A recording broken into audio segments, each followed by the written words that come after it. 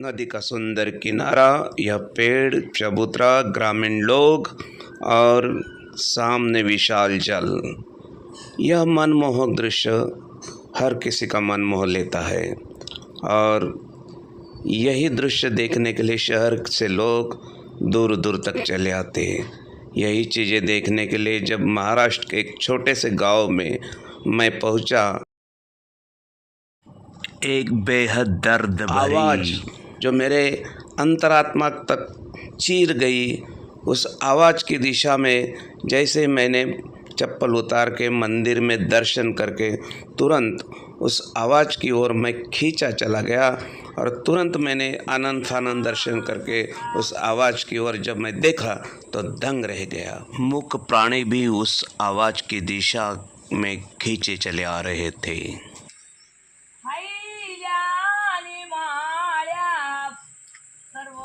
जैसे जाकर मैंने माताजी को थोड़ी सी मदद की तो माताजी ने मुझे पूछा कि आप कहाँ से हो। सूरतचे मावशी में। हाँ, एक भजन ऐकावा मस्त।